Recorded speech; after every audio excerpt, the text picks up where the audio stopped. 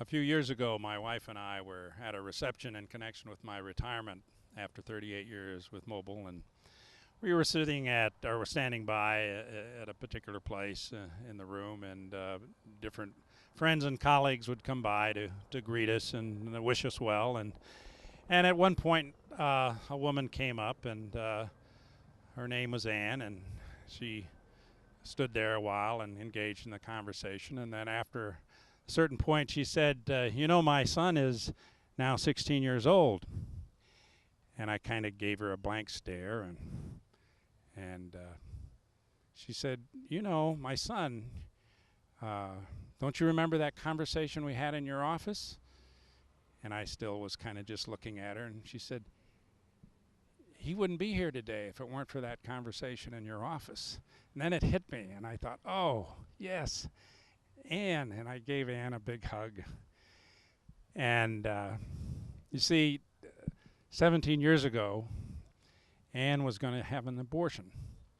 And she apparently shared this with my secretary. And my secretary came into my office and said, you have to talk with Ann. She's going to have an abortion. And so I said, well, I'd be happy to talk with Ann if she wants to talk with me. So after about a half an hour or so, Ann came by my office, and we talked. And she was one of our word processors back in the days before everybody had a computer on their desk. And she was young, a couple years out of high school, and she got pregnant. The prospective father refused to take any responsibility. She didn't have much in the way of family in the area, and she didn't know how she could handle this responsibility of having a child. So we talked for a long time. I don't remember all that was said, but we talked about how she was carrying a real live person in her, and that God had already given this person a soul, and we talked about a lot of different things, and she cried, and we prayed, and I finally ended up praying with her that God would give her wisdom and strength and courage. Well, a couple weeks went by, and Ann came by and said she was going to have the baby. And then a couple more weeks went by, and she came by again to let me know that she was going to raise the baby herself as a single mother. Well, while Ann was telling her story, I noticed the fellow standing next to us at the reception.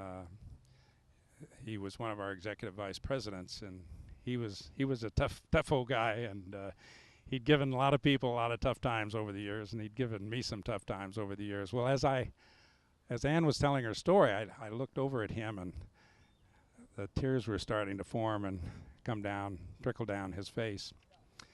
And actually, all of us were a bit teary-eyed as Ann was telling her story. And